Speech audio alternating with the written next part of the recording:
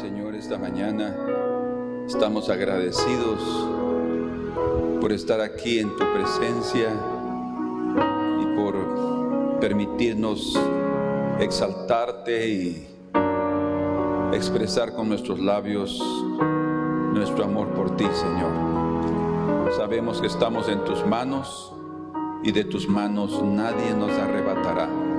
Ahí estamos seguros y no tememos lo que el hombre nos pueda hacer, porque tú eres nuestro baluarte y nuestro castillo, Señor. Gracias en esta mañana, Padre.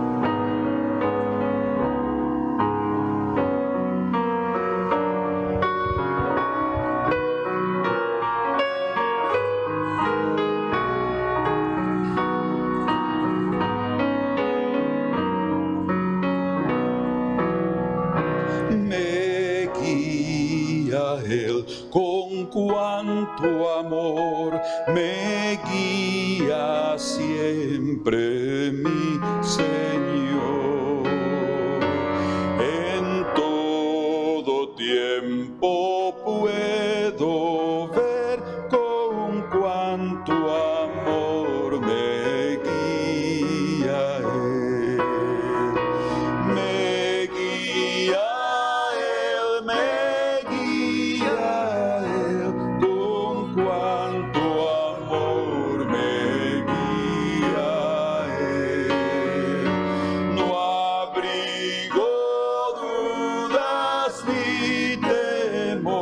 Pues me conduce el buen pastor. En el abismo del dolor, oh, donde intenso brilla el sol, en dulce paso en lucha cruel, con gran andad me guía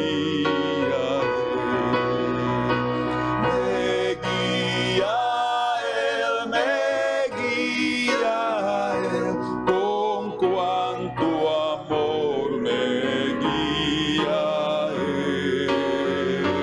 No abrigo dudas ni temor, pues me conduce el buen pastor.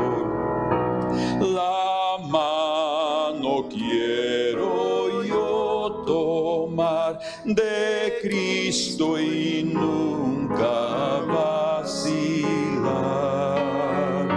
cumpliendo con fidelidad su sabia y santa voluntad. Me guía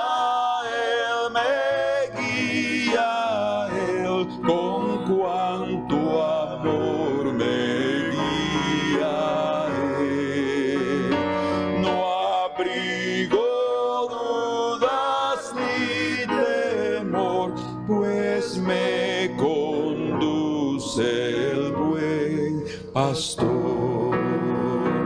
Y la carrera al terminar, el alba eterna al vislumbrar,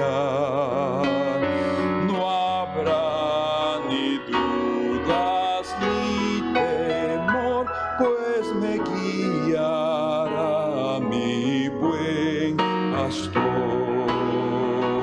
Me guía Él, con cuánto amor me guía Él. No abrigo dudas ni temor, pues me conduce el buen pastor.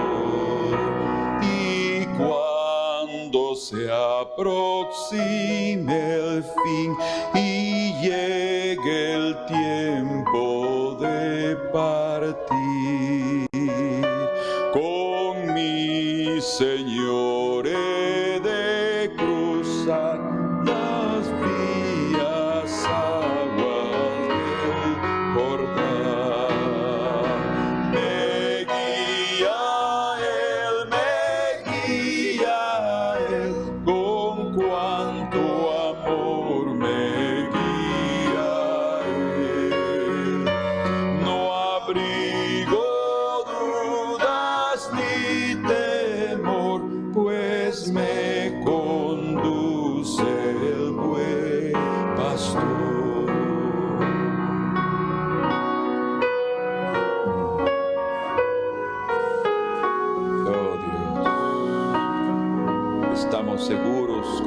Señor.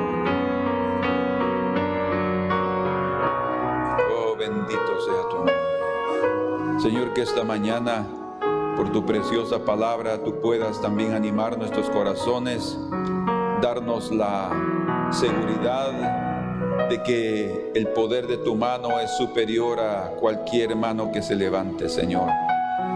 Ayúdanos a caminar rectamente delante de ti para no tener el temor de ser sorprendidos, sea por el pecado, sea por el enemigo, sea por cualquier situación. Señor, que en tus manos tú nos guardes, porque todo aquel que agrade al Señor será guardado del mal.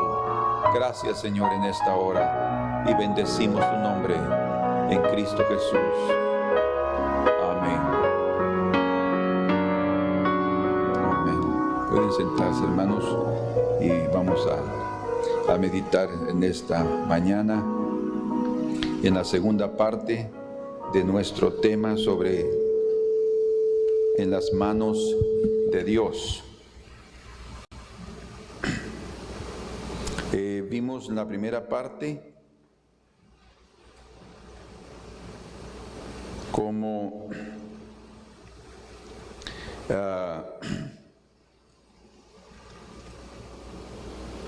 Salomón, el predicador, habló sobre la necesidad de entender que nuestra vida, que nuestro futuro está en sus manos, de entender que el futuro no debemos preocuparnos por él, sino debemos preocuparnos por agradar al Señor, por hacer la voluntad del Señor, y Él va a encargarse de darnos un buen futuro.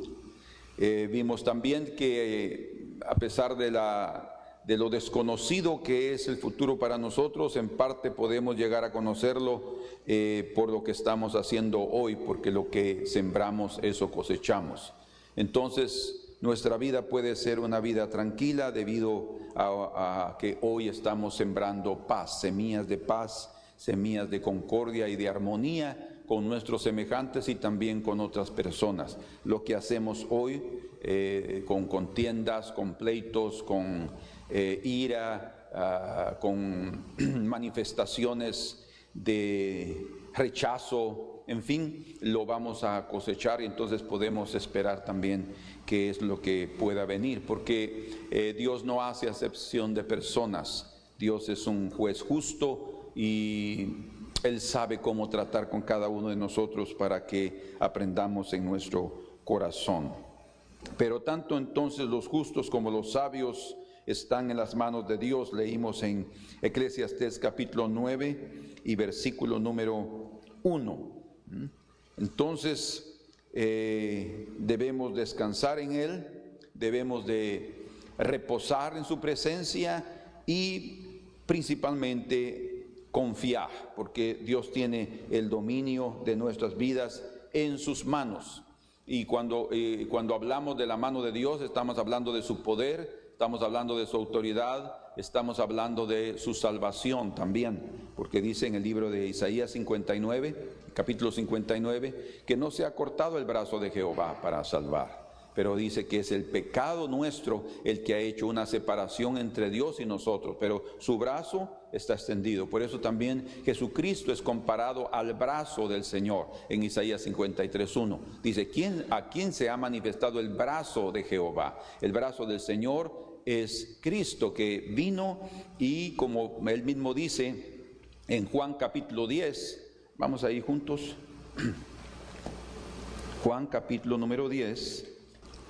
Entonces, en Juan capítulo número 10 y en el versículo 27, dice, mis ovejas oyen mi voz y yo las conozco y me siguen. Verso 28 dice, y yo les doy vida eterna y no perecerán jamás, y escuchen, ni nadie las arrebatará de mi mano. Las ovejas del Señor no serán arrebatadas de su mano. Pero algo más, hablando del brazo del Señor, que es Cristo, dice en el verso 29, mi Padre que me las dio es mayor que todos, y nadie las puede arrebatar de la mano de mi Padre. Y luego dice, yo y el Padre, uno somos. O sea, estamos en las manos de Cristo, estamos en las manos del Señor, porque el Padre y Él uno son, como aprendimos en el anterior mensaje sobre el yo soy, el eterno. Bueno, entonces en esta mañana vamos a ver juntos nuestra segunda parte y vamos a ir a Primera de Corintios capítulo número 10. Primera de Corintios capítulo número 10. Y ustedes se recuerdan, lo último que consideramos fue la historia un poco triste de William Moon, aquel francés que fue prácticamente el idealizador de la escritura Braille para ciegos. Todo lo que él vivió, pero como él era un cristiano fiel, un cristiano que confiaba en su Señor, él pudo, en medio de su realidad, en medio de su aparente desgracia, convertirse en una bendición para muchas personas en el mundo. Entonces, aquí en Primera de Corintios, capítulo número 10 y verso 13, dice,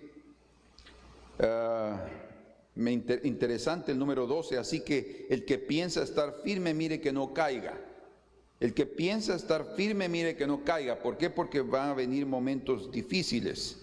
Dice en el verso 12, no os ha sobrevenido ninguna tentación que no sea humana. O sea, posible de resistir. Pero fiel es Dios, aquí está lo precioso, que no os dejará ser tentados más de lo que podéis resistir. O sea, cada uno de nosotros tenemos una capacidad de resistencia en relación a pruebas, a tentaciones, que la palabra tentación y prueba es prácticamente la misma en el griego. Pero no importa cuál sea, si es una tentación en cuanto a la atracción hacia el pecado o una prueba que venga a través de una enfermedad o de falta de trabajo o falta de recursos financieros, no importa cualquiera de las dos, en las dos podemos pecar. Cuando alguien está en una prueba de enfermedad puede comenzar a murmurar y a quejarse y hasta está rechazando lo que está Dios permitiendo en su propia vida. Debemos aprender a tener paz en nuestros corazones y a saber que estamos en las manos de Dios y de sus manos nadie nos va a arrebatar, porque Él sabe lo que hace. Entonces cuando dice aquí, pero fiel es Dios, que no os dejará ser tentados más de lo que podéis resistir. Gracias a Dios, porque Él también conoce el nivel de resistencia, el torque, ¿sí? Que Él puede apretar, hasta dónde Él puede apretar para poder hacer una obra y poder ajustarnos. Por eso dice también, así que Él piensa estar firme, mire que no caiga. Él nos ajusta, en medio de esas circunstancias nos va ajustando. Dice, sino quedará también juntamente con la tentación, la prueba, la salida para que podáis soportar. Y eso debe darnos ánimo, debe darnos la fortaleza que necesitamos en el corazón para que en los momentos de prueba, para que en los momentos de desánimo que muchas veces enfrentamos, recibamos alegremente y con gratitud lo que el Señor está proveyéndonos. Por tanto, vivamos en paz, ¿sí? Vivamos confiando en que estamos en esas manos habilidosas, no solo poderosas, sino también habilidosas, y que no importa lo que suceda, todos los que temen a Dios les irá bien. Dice la Escritura que todos los que temen a Dios les irá bien. Vamos a regresar entonces en este momento al libro de Eclesiastés. Amén. En su capítulo número 8 y versículo número 12. Dice, aunque el pecador haga mal 100 veces y prolongue sus días, o sea, que haga lo que le da la gana, con todo yo también sé, dice el predicador, el Coelet, que les irá bien a los que a Dios temen, los que temen ante su presencia. El temor de Dios no solamente nos conduce a la sabiduría, el temor de Dios nos conduce al conocimiento, pero el temor de Dios también nos protege, nos guarda. Les irá bien, dice. No implica necesariamente que va a ser de inmediato, no implica que ya mañana las cosas van a ser diferentes. No, pero parte de la confianza en Dios es que vamos a esperar. Cuando se espera, también se ama. La confianza y esperar en Dios, eso es una manifestación de nuestro amor por Él, de nuestra confianza en Él. Dice, verso 13, y que no le irá bien al impío. ¿Se dan cuenta cómo Él compara el camino de esas dos personas, de esas dos condiciones del hombre? Ni le serán prolongados los días. Y se le prolonguen los días, dice en el versículo 12. Y luego dice, ni le serán prolongados los días, que son como sombra. Esa es la verdad. Aparentemente, él está viviendo su vida como él quiere. Él está pensando que tiene días largos para hacer lo que le da la gana. Pero aquí prácticamente lo está el predicador regresando a la realidad, porque sus días, dice, son como la sombra. Y es exactamente así la vida humana. Solamente aquellos que llegan a reconocer esa condición se arrepienten. Por eso es que el mensaje que el Señor mandó a través de Juan el Bautista era ese. Dice en Isaías 42, hablando del mensaje que le fue dado, la profecía sobre el heraldo del Señor, que iría adelante preparando el camino del Señor. ¿Qué tengo que decir? Dijo él. ¿Qué tengo que decir? Y la voz le dijo que la vida del hombre, la carne del hombre es como la hierba del campo, que aparece en la mañana y en la tarde ya no está más. El mensaje de Juan el Bautista era, miren, nuestra vida es tan corta que no podemos darnos el lujo de desperdiciarla. No podemos darnos el lujo de abandonarnos a una vida indiferente, de pensar que tenemos unos cuantos años para hacer lo que queremos. No debemos de pensar así. El temor de Dios cada día, porque el temor de Dios no solo debe venir cuando ya está encima el problemón, o cuando está encima algo que pensábamos que iba a venir. No, el temor de Dios debe ser constante, porque el temor de Dios debe ser un deleite, no un resultado de lo que estoy viviendo. Entonces ya no es temor de Dios, eso es amor a mí mismo, porque estoy con miedo de lo que estoy enfrentando. El temor de Dios es un sentimiento de reverencia al Señor y que me guarda y me protege en el camino. Es una bendición. Por eso dice aquí, y que no le irá bien al impío, ni le serán prolongados los días, que son como sombra, por cuanto no teme delante de la presencia de Dios. Entonces, y aquí hay una comparación, si ustedes pueden ver el final del verso 13 y el final del verso 12, dice que les irá bien a los hombres que temen a Dios, a los que Dios temen, los que temen ante su presencia. Y al final del verso 13 dice, por cuanto no teme delante de la presencia de Dios, no le irá bien. Entonces el temor de Dios va a guardarnos, va a protegernos. Y como mencionamos, y todos ustedes saben muy bien, en el capítulo 12 de ese mismo libro de Eclesiastés, el predicador está resumiendo el mensaje de su estudio, de su libro, de lo que él comprendió. Y dice en el verso 13, el fin de todo el discurso oído es este. Imagínense todo por donde rodeó, qué fue lo que dijo, qué fue lo que observó, todo eso dice. El fin de todo el discurso oído es este: teme a Dios. Qué importante es esto.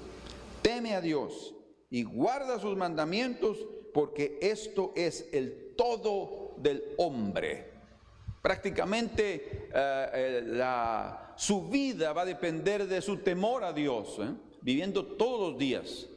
No en ese miedo de, ay, Dios me va a castigar. Ese no es el temor de Dios. El temor a Dios es mi amor.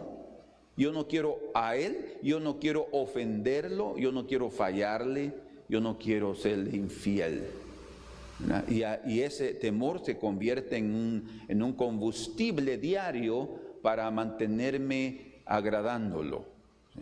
No con miedo de Él, sino con amor y reverencia y respeto por Él. Verso 14, porque Dios traerá toda obra a juicio juntamente con toda cosa encubierta, sea buena o sea mala. O sea, el temor de Dios también nos abre los ojos para poder discernir que no debemos de sembrar indiscriminadamente, que no debemos de vivir indiscriminadamente, sino que debemos de vivir haciendo buenas obras para, me refiero, librarnos a cosas de pecado y también ayudando al prójimo, porque eso va a guardarnos. Cuando terminó la Segunda Guerra Mundial, los Estados Unidos y Japón firmaron un pacto de paz. Y hubo un hombre llamado Dan Gooderham, es más o menos el nombre difícil de él en inglés. Dan Gooderham Acheson. Él nació en 1893 y murió en 1971. Y en esa época él era secretario de Estado y también fue un hombre colaborador de los presidentes Franklin Roosevelt, Harry Truman y el presidente John F. Kennedy. Y ese día del pacto que se firmó con Japón después de que ellos se declararon derrotados, entonces hubo una conferencia y fue este hombre, que sin duda era cristiano, concluyó con las siguientes palabras. Dice: termino esta conferencia, dice aquí, con palabras que en muchos idiomas, en muchas formas y en muchas religiones te han llevado consuelo y fortaleza. ¿Cuáles eran las palabras? Filipenses 4:7. Y la paz de Dios, que sobrepasa todo entendimiento, guardará vuestros corazones y vuestros pensamientos en Cristo Jesús.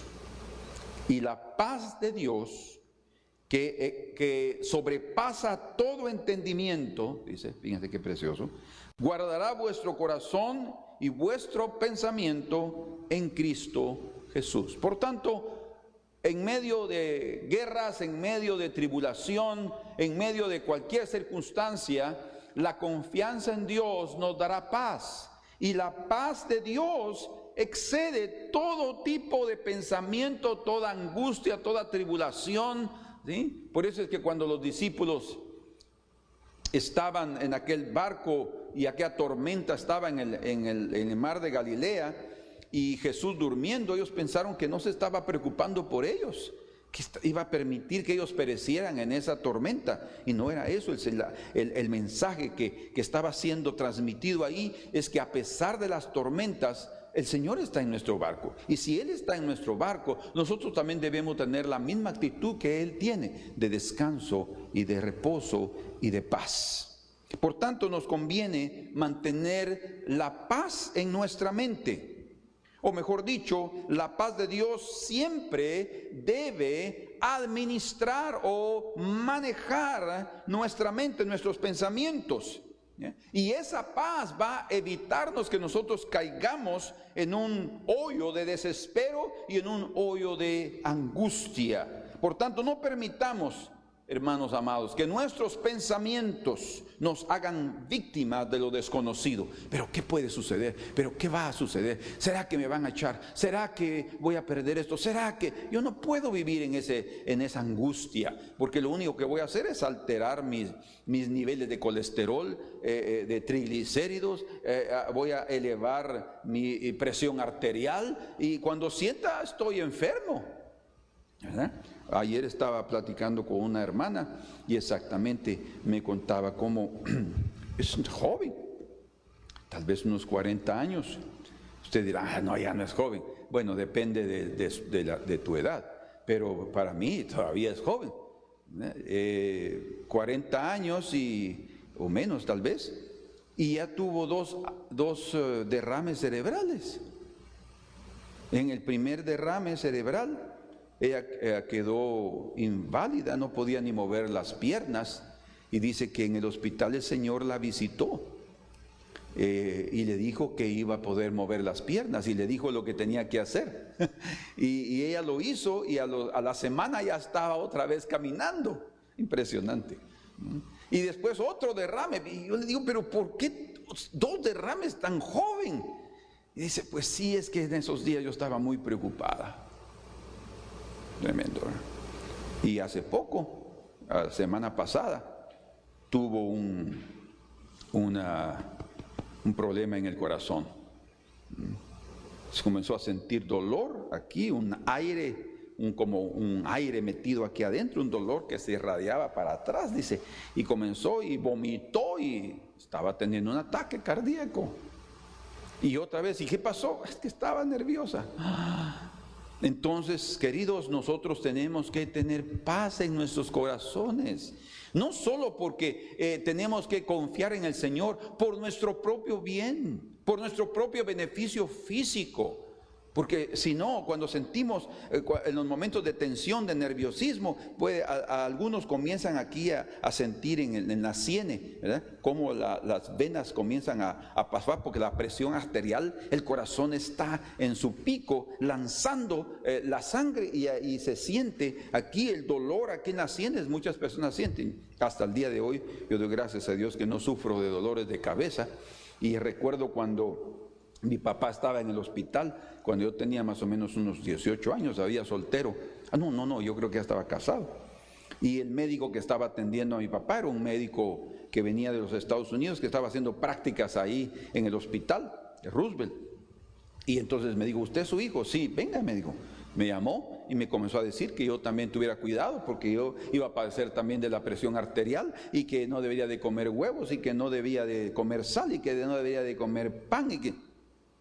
me asustó, pero ya llegué a los 62 años y con todos los días como huevo y salita, no en exceso obviamente, pero siempre estaba con mi salita y no, ahí estamos, todavía mi presión arterial es 12/8. Hermanos, qué importante es mantener nuestra tranquilidad, porque es decir, no significa que yo nunca me altero. Sí, hay momentos en que estoy alterado, nervioso por las circunstancias cuando se están huyendo de mi control. Yo no estoy consiguiendo administrar, no estoy consiguiendo manejar la situación. Pero en ese momento, inmediatamente, nuestro corazón, nuestra mente, el Señor en tus manos. Como el Señor dijo, en el momento más difícil de su vida, Él estaba ahí en la cruz. Prácticamente fueron sus últimas palabras. Y Él dijo, Padre, en tus manos encomiendo mi espíritu. En el momento más difícil de su vida, en el momento más duro, Él encomendó en las manos del Señor. Por tanto, Él sabe lo que significa estar en las manos de Dios. Y Él quiere transmitir eso para nosotros. No tengamos miedo. Él va a ayudarnos. Como recuerdan lo que dice en Romanos 8:28, todas las cosas ayudan a bien a aquellos que aman a Dios y son llamados según su propósito.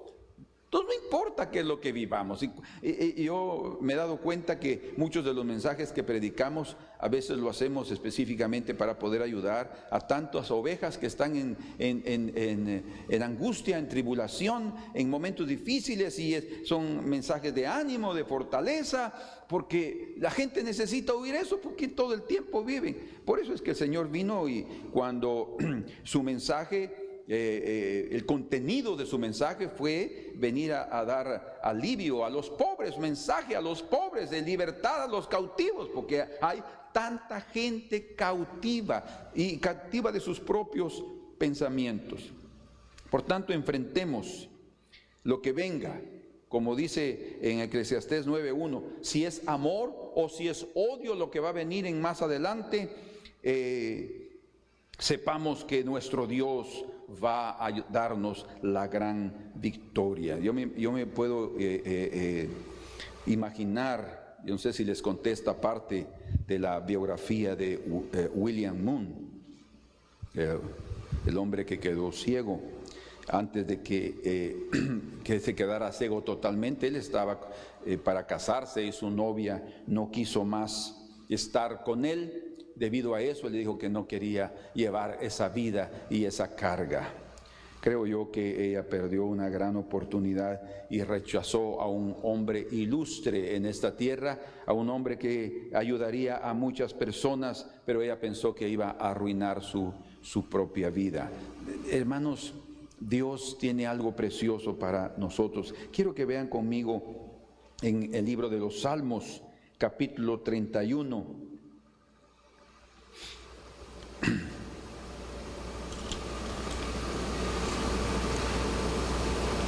Yo no sé si ustedes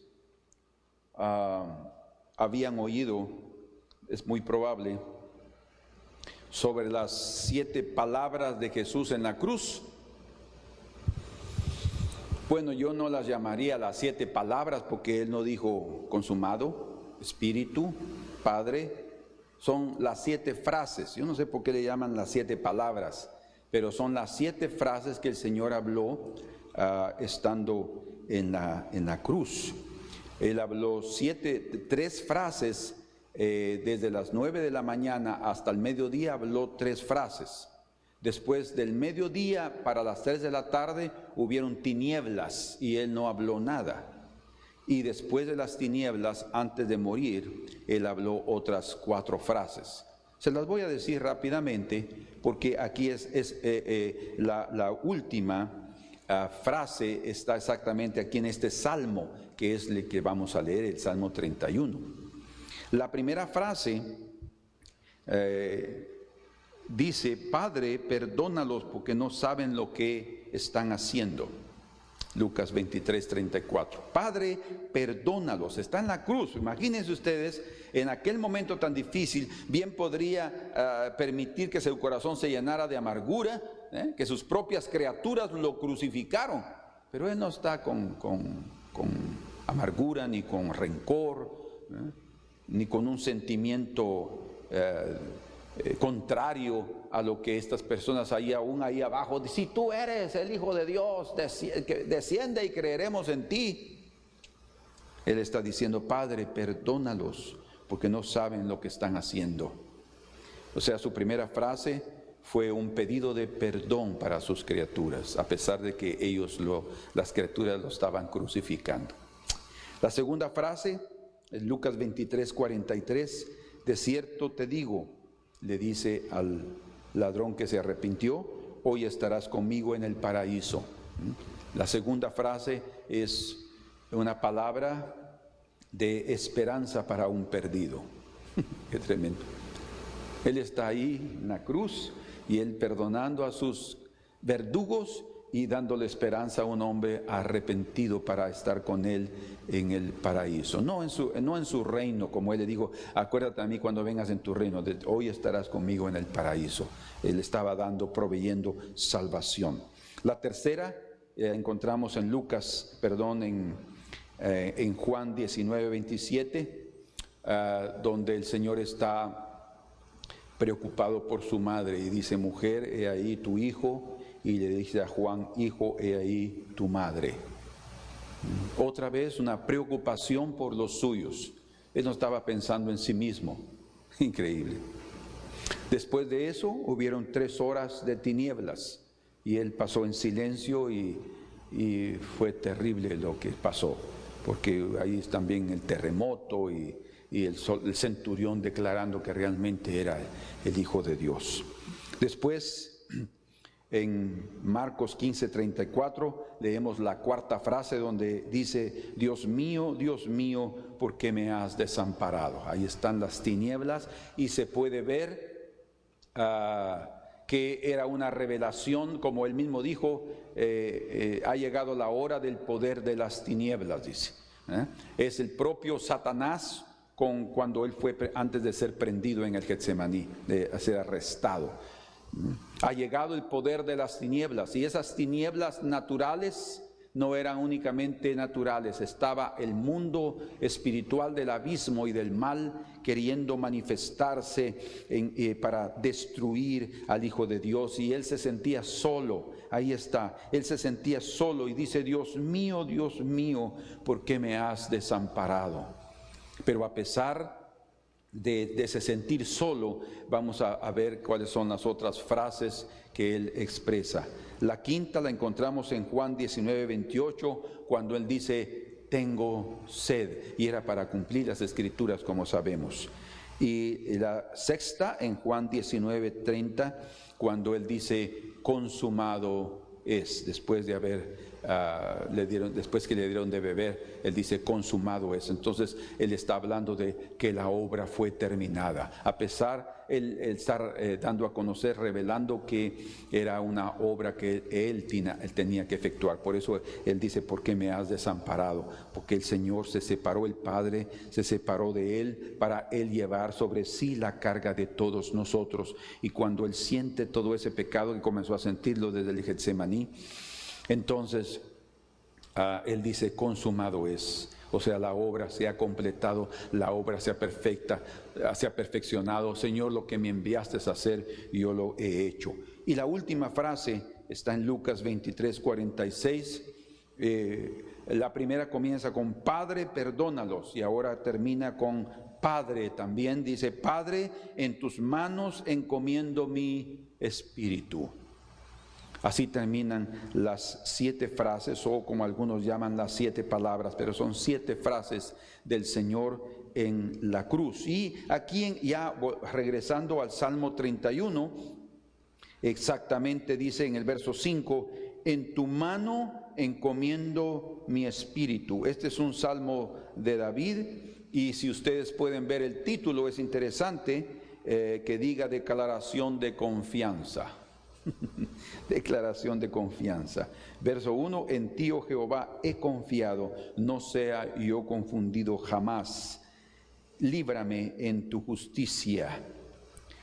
Y sácame, dice el verso 4, de la red que han escondido para mí, pues tú eres mi refugio. En tu mano encomiendo mi espíritu. Entonces, otra vez aquí el mensaje es que estar en las manos de Dios es manifestar una confianza plena. Y Jesús hace referencia al Salmo 31, verso 5, solo que él agrega el título Padre, Padre, Padre, en tus manos encomiendo mi espíritu. Y obviamente la segunda parte del verso 5 que dice, tú me has redimido, oh Jehová, Dios de verdad, se está refiriendo a David, pero esto no se puede aplicar a Cristo, porque él nunca pecó, él fue un santo, ¿sí? Entonces él no iba a ser redimido, él era y es el Redentor. Él es el Redentor de David, de la ascendencia de David y de todos aquellos que temen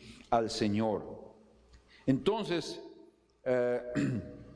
pero antes de pasar para otra cosa, aquí en el propio Salmo 15, en el Salmo 31, solo que en el versículo número 15, vuelve a repetir, dice en el verso 15, en tu mano están mis tiempos, en tu mano están mis días.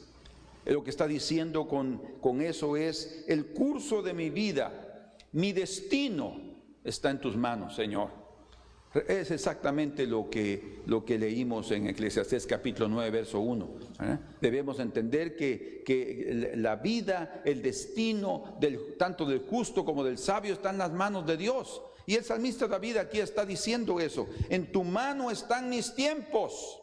Señor, yo necesito encomendarme a ti porque tú eres mi refugio. Y dice, líbrame, interesante, de la mano de mis enemigos y de mis perseguidores. Porque hay una mano también, la mano de los hombres, que algunos pueden darnos confianza, extendernos sus manos, pero otros pueden darnos temor al ver que sus manos tienen otros propósitos. Por eso dice, en tu mano están mis tiempos, mi vida, mi futuro, mi bienestar, están en tus manos. Líbrame de la mano de mis enemigos. El clamor de David estaba ahí y no importando cuántos enemigos nosotros tengamos, sepamos que así como el Señor dijo, en tus manos entrego mi espíritu, y habían ahí enemigos por todos lados. Ahí estaban los romanos que lo estaban crucificando, aquellos que estaban zombando Delhi, y el Señor hasta podemos decir que ni como enemigos los podía ver, sino como hijos de Dios. Él se entregó en las manos preciosas del Señor. Por tanto, nosotros también estamos en la misma condición, como leímos en Juan capítulo 10, versos 28 y 29.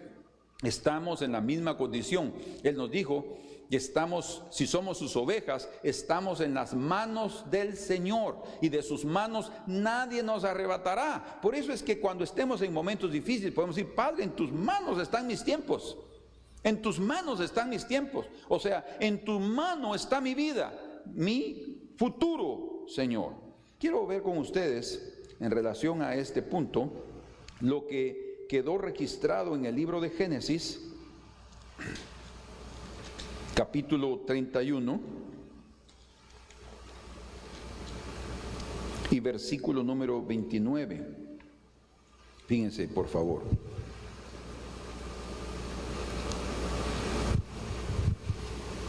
Verso 29, sí. Dice: poder hay en mi mano, le está diciendo Labán a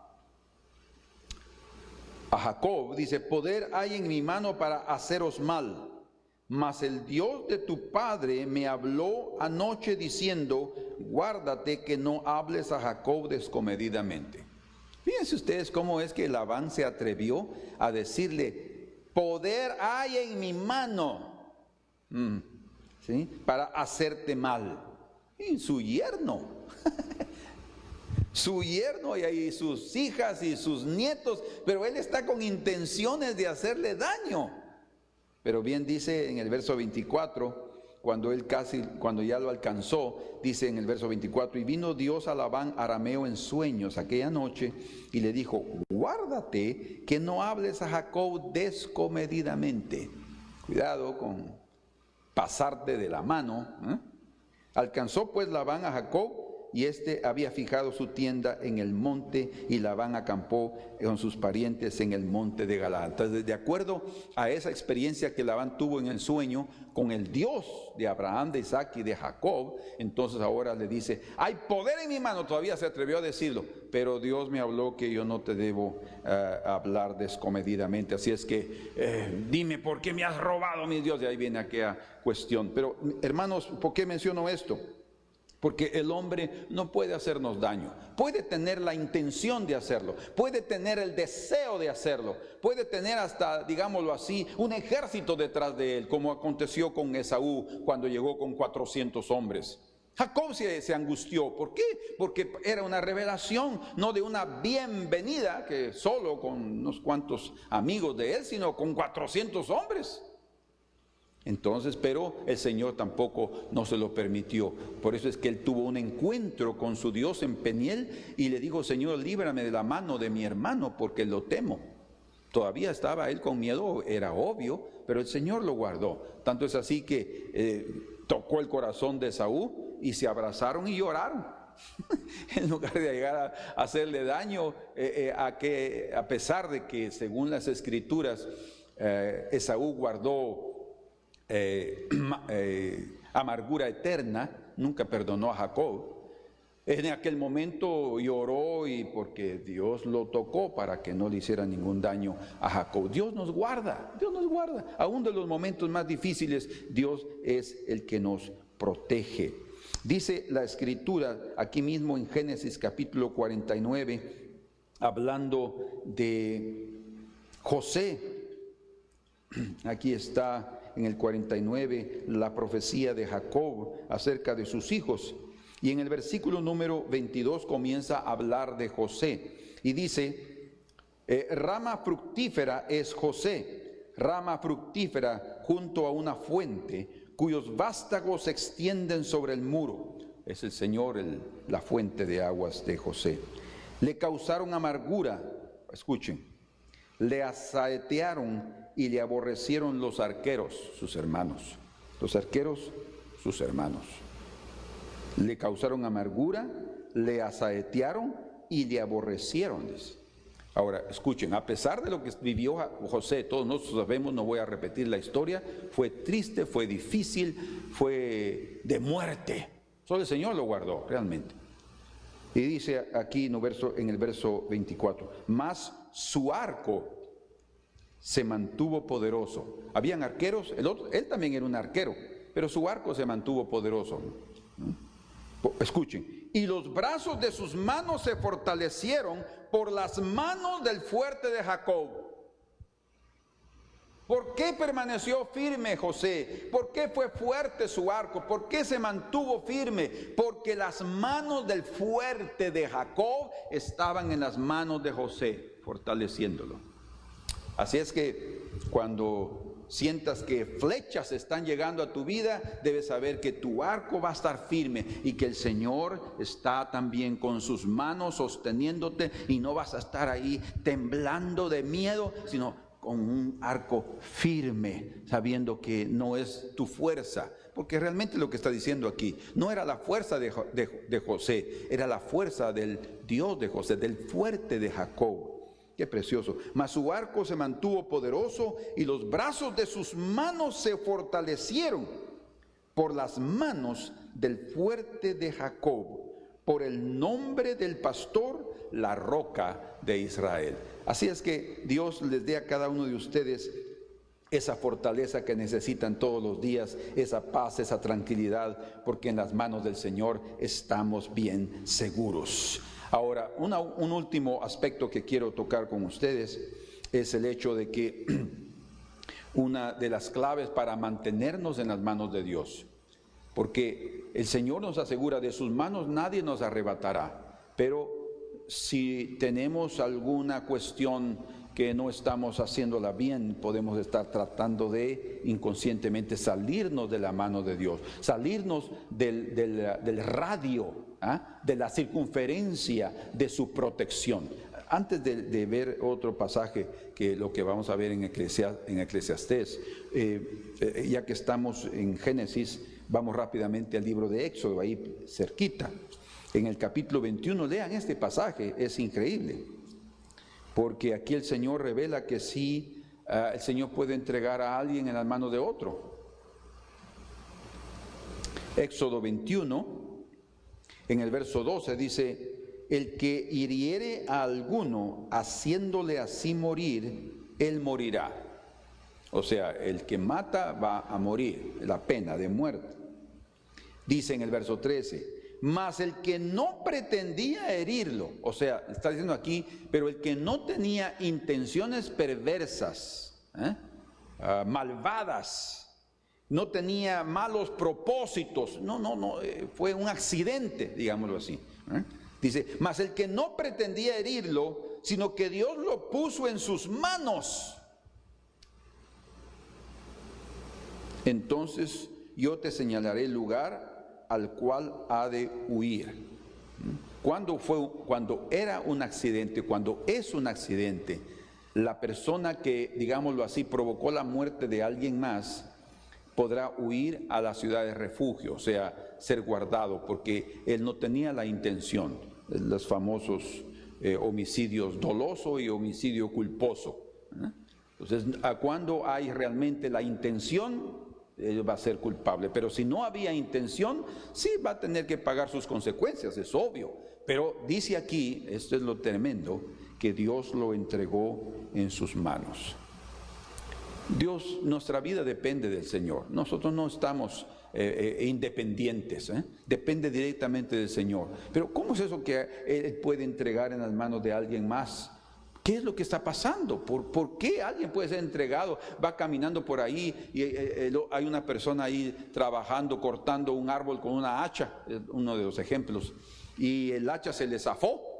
Cuando va aquel y ¡pum! Sale el hierro, y ¡pach! En la cabeza, y aquel cayó ahí, un accidente. Dice, ¡hala, pero qué casualidad! Pero ¿cómo apareció exactamente en el cronometrado, en el lugar exacto y en el tiempo exacto del hacha cayendo en la cabeza y acabó con su vida? Dios lo puso en sus manos. ¿Por qué suceden esas cosas? hasta cierto punto no las entendemos, pero lo que queda claro es que Dios tiene el dominio de cada vida. Y ahora, teniendo eso en mente, vamos al libro de Eclesiastés y terminemos con estas palabras.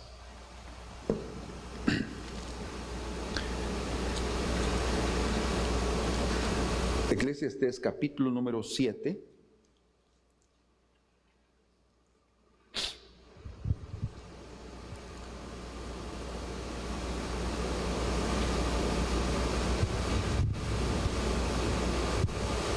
En el verso número 1, el predicador, el Coelet, dice: mejor es la buena fama que el buen ungüento. Y escuchen la comparación. Y mejor el día de la muerte que el día del nacimiento.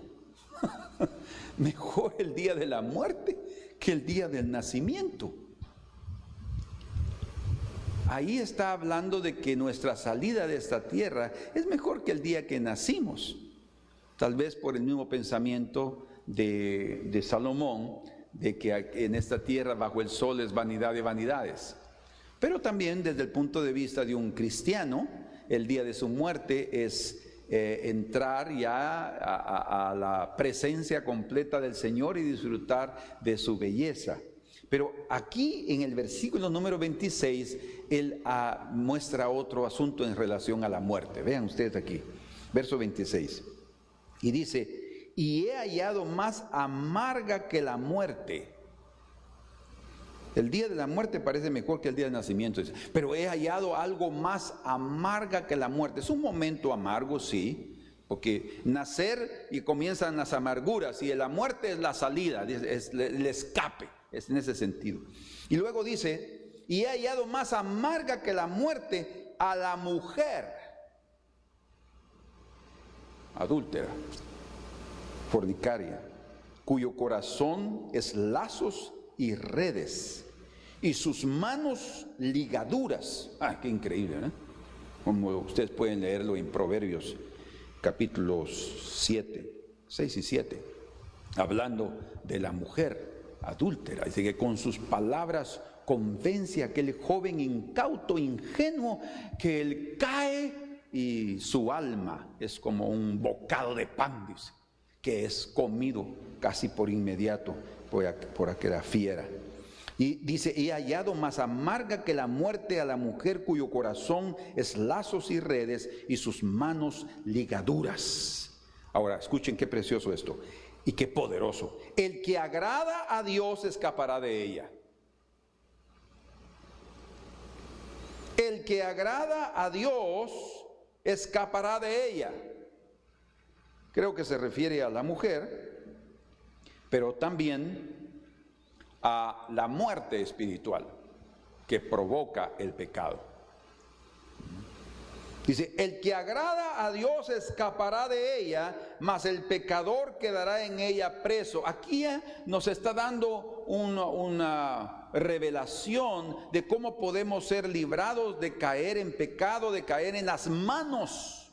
En las manos, dice aquí, escuchen qué tremendo. Dice: y sus manos ligaduras.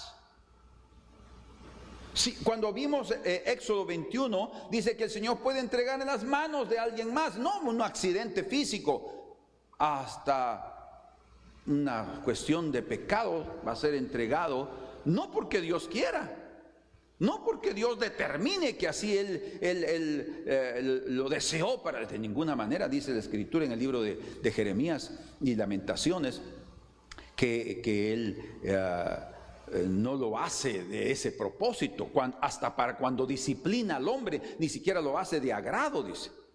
Entonces hay cosas en la vida que somos nosotros los que la provocamos. Somos nosotros que, debido a la insistencia de estar en un lugar, bien dice la Escritura, o mejor dicho un dictado que dice: tanto va el cántaro al agua que al fin se rompe. La insistencia en algo nos va a llevar a situaciones que no serán de beneficio para nuestra vida. Caer en las manos de una mujer adúltera o de una mujer fornicaria es un peligro tremendo y es una atracción terrible para un hombre. Un hombre es más propenso a caer en esa cuestión de la inmoralidad más que una mujer. Pero cuando una mujer está metida en eso, es poderosa, podemos decirlo así. Pero dice, el que agrada a Dios será liberado de ella. ¿Y cómo podemos agradar a Dios? Aquí está en el discurso que dio el Coelet. Temiendo al Señor, teniendo temor de Dios en el corazón, agradándolo todos los días, caminando, haciendo buenas obras, haciendo su voluntad, teniendo paz en el corazón, confiando en Él, librándonos, ¿verdad? Cuando veamos que está ahí la tentación, corramos. Por eso también cuando leímos sobre Primera de Corintios, que nunca fuimos tentados, el siguiente, y que Él nunca nos va a poner una carga mayor, el siguiente versículo dice, por tanto, huid de la idolatría. Dice, qué interesante, ¿por qué dice así? Por tanto, después de lo dicho, huid de la idolatría. Ustedes dirán, pero vamos a huir de los ídolos. No, a veces aquí están los ídolos. Mi idolatría, la idolatría de mi corazón, de querer siempre las mismas cosas, eso es un ídolo que tiene que ser destruido.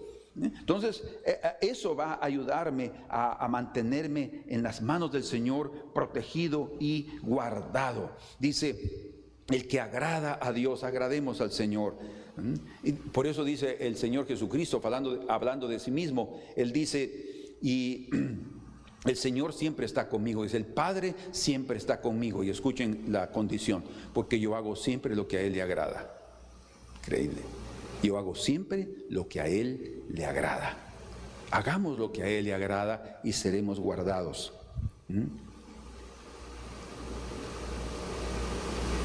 Amén. En el Salmo 7, verso 1 dice, Señor Dios mío, en ti me refugio, sálvame de todos los que me persiguen y líbrame. Y en el Salmo 9, verso 10 dice, en ti pues confían los que conocen tu nombre, porque tú, Señor, no desamparas a los que te buscan. Por tanto, confiemos y descansemos en el Señor, agrademos al Señor y Él va a guardarnos y protegernos del mal y hasta del malo, hasta del malo. Bien dice el Señor cuando nos enseñó a orar, dice, líbranos del mal, líbranos del maligno también, porque tuyo es el reino, el poder y la gloria por los siglos de los siglos. Y en el libro de Deuteronomio, donde aparece la bendición de Moisés para el pueblo de Israel antes de entrar a la tierra prometida, él dice algo aquí del hermano de José. Tremendo. Jacob, algo precioso en cuanto a las manos del Señor, fortaleciendo sus manos y su arco. Y ahora leemos aquí en Deuteronomio algo interesante. Habló de todos los hijos, y aquí también Moisés habla de todas las tribus, pero específicamente de Benjamín dice algo que debe llamarnos la atención. Capítulo 33,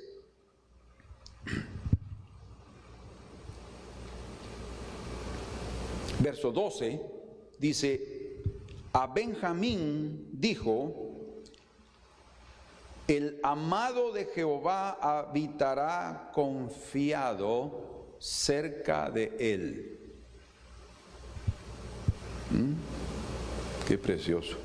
El amado de Jehová habitará confiado cerca de él, lo cubrirá siempre y entre sus hombros morará. Y ahí después viene la bendición de José. Y entre sus hombros morará. Entre sus hombros, qué interesante.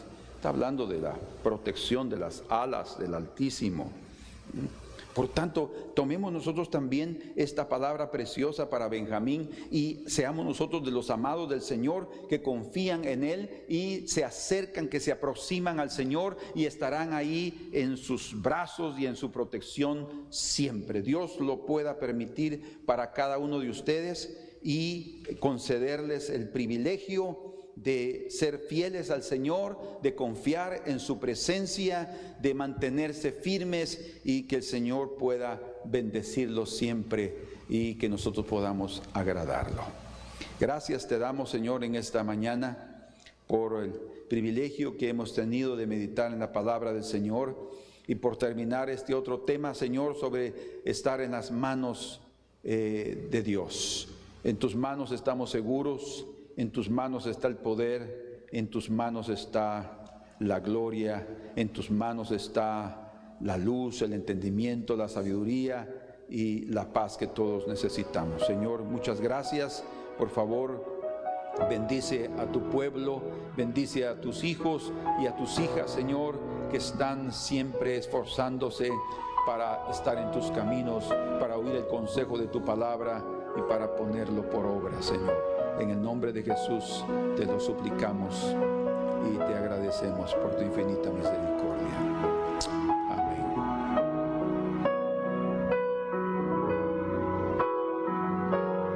Me guía Él con cuanto amor, me guía siempre mi Señor. En todo tiempo puedo ver con cuánto amor me guía Él. Me guía Él con cuánto amor me guía Él. No abrigo dudas ni temor, pues me conduce el buen pastor. La mano quiero yo tomar de Cristo y nunca vacilar, cumpliendo con fidelidad su sabia y santa voluntad. Me guía Él con cuanto amor me guía Él. No abrigo dudas ni temor, pues me conduce un buen pastor. Me guía Él con cuanto amor me guía Él. No abrigo dudas ni temor, pues me conduce el buen pastor.